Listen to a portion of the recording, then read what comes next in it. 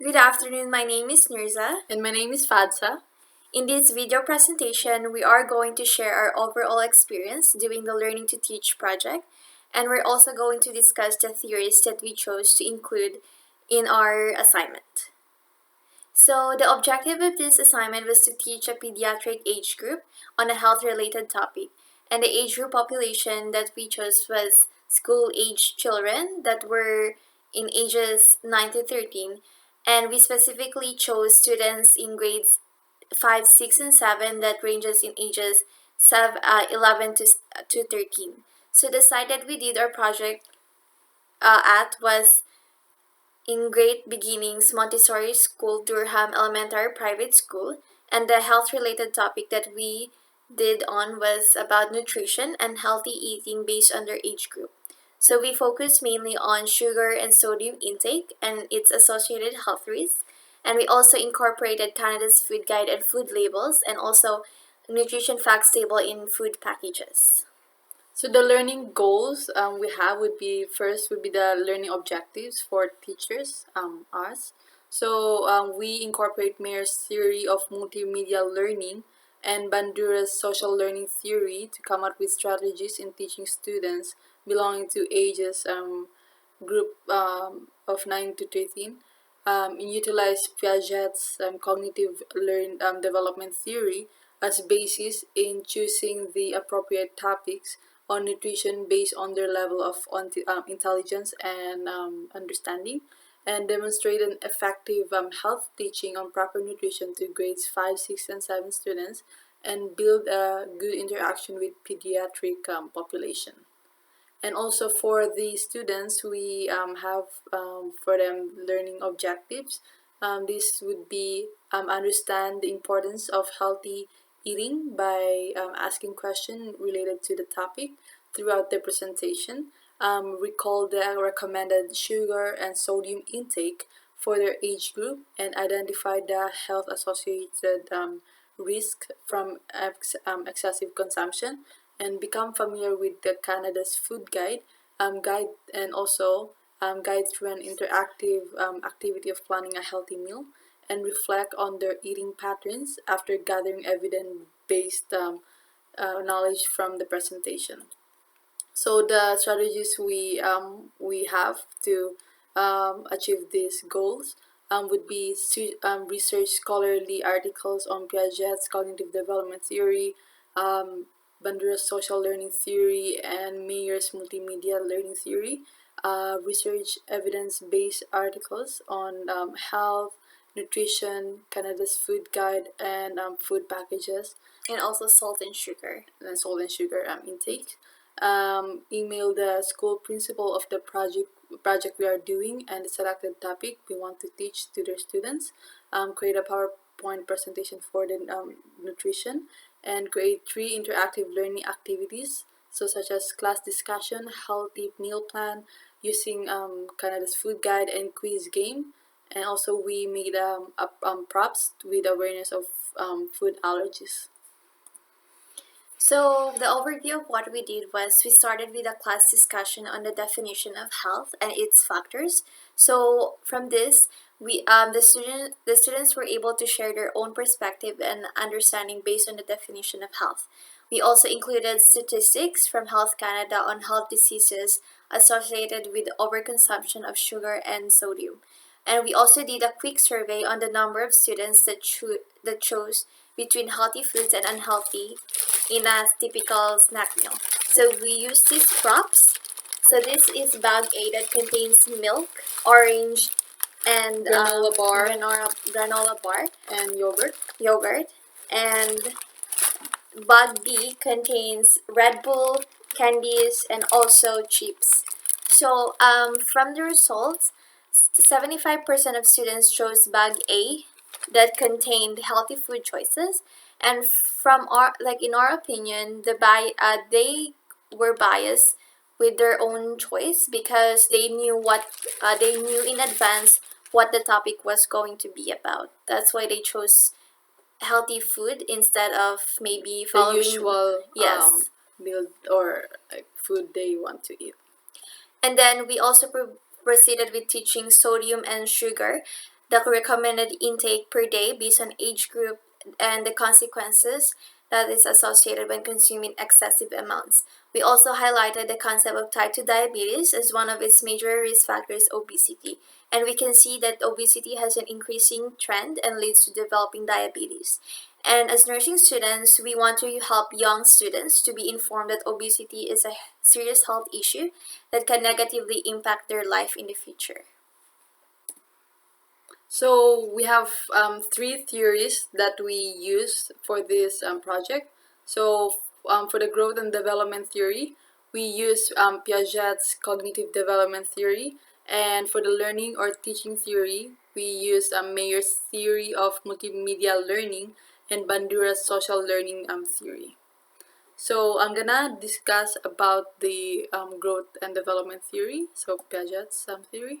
So Piaget's cognitive development theory provides a description of the intellectual development and capabilities that each group of individuals, so infants, toddlers, young children, and adolescents, has. So it has four stages. So for sensory motor, infants to ages 18 to 24 months develop this stage. Pre-operational stage, which is toddlers to children age 7 belong to.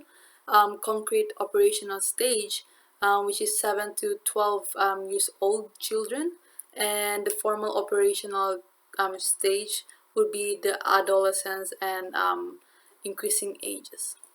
So with the age group of the students that we have taught, they fall under the concrete operational stage, which is mentioned to be from 7 to 12 years old.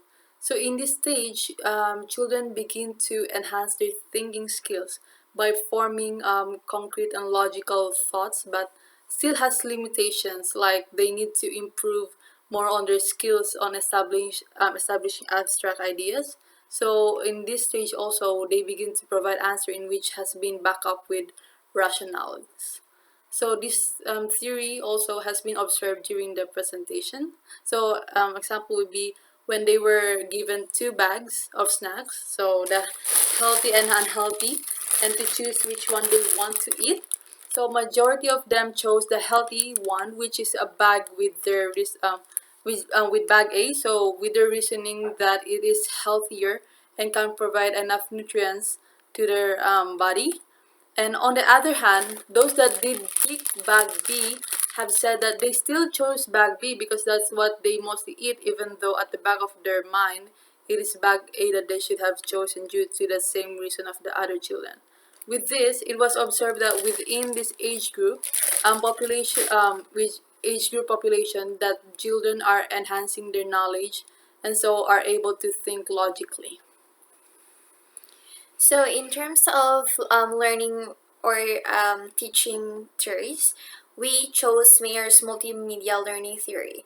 So, it mainly help us with developing effective teaching methods. So, the use of multimedia techniques, particularly words and images, together than words alone, it can help learners internalize and retain the information being taught. And this also emphasizes more on visual and auditory learning style. So which means that in terms of words, this is not focusing on the word text in that is in the presentation, but more on like you're verbally speaking or explaining to the students so that they're able to retain the information. So example is the use of PowerPoint presentation, when we included a lot of pictures and words for each topic that help students to comprehend and form ideas that symbolize the image when they see them around. So example, if they see an bag of chips, oh, this would be like an unhealthy food. So when they go to grocery, they would say, oh, we learned this. I saw this bag of chips that symbolizes an unhealthy food. Or like fruits, oh, this is a healthy food. So they more on like keep they would it the information will retain in their memory.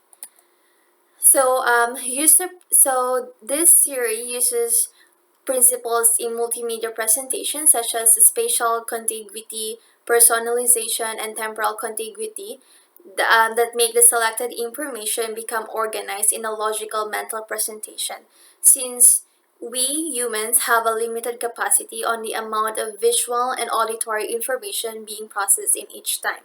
So example would be like we included an educational video about healthy eating habits. So in this video, they incorporated the use of children's tone of voice. So this example uses the personalization and voice principles, which students acquire more information when words are spoken in conversational style, more and in a friendly human voice than a formal style and a robotic or machine tone of voice. So, with Bandura's social learning theory, so we incorporated this in our teaching or learning theories that aided us during the process of developing teaching strategies. So this is described as a behavioral learning where children learn by observing influential people around them, such as their teachers, parents, peers, that behave in various ways. And these children would continuously imitate those behaviors exhibited by the model when approached with a positive reinforcement rather than a punishment. So example of positive reinforcement is when they were given a good compliment or a good feedback, or they were given like prizes. So example in our teaching presentation was during the pop quiz game. All the students were actively participating after they saw the prize being handed out to the student that answered the first question, or even they were actively participating in class discussion when we give them good feedbacks. So this pointed out attention, retention, reproduction, and motivation as four mediational processes in social learning theory. So the attention refers to a behavior that is highly imitated because it captures most of a person's attention. While retention, it means that this is the ability of a person to retain a behavior in their memory, and the reproduction is their ability to replicate this behavior that the model has demonstrated. And then motivation, it refers to whether the observer will imitate the behavior that depends on the rewards and punishment being established. So example for this is like for attention. So students imitated the behavior of copying the pattern from the example given in the PowerPoint when they during planning their meal, so which was like choosing more fruits and vegetables during snack meal time because they knew that it's like the topic was based on eating healthy. And then retention and reproduction, this is they were able to retain the information and do the same behavior of choosing healthy food choices when they were selecting food products and looking at the nutrition facts table. So, from this experience of teaching a pediatric age group, we learned that it is crucial to determine their level of intelligence and understanding to have an effective teaching presentation for them. And also, we must consider the factors to make it easier for children in learning from their educators, such as teaching strategies or how a child can learn best. So like their learning styles. Yes. And so through the growth and development and learning or teaching theories, they are useful guides to achieve the ones I mentioned above. So, as example, like determining the like how are like the information that you need to put in your in your presentation in order for the students to understand it better. And also from this experience, we learn how to interact with the pediatric age group, since it's like way more different from interacting between adult to adults. So you need to adapt to their environment where you need to use simple words instead of a medical like extensive words that adults use. So that's all. That's the end of our presentation. Thank you so much. Thank you.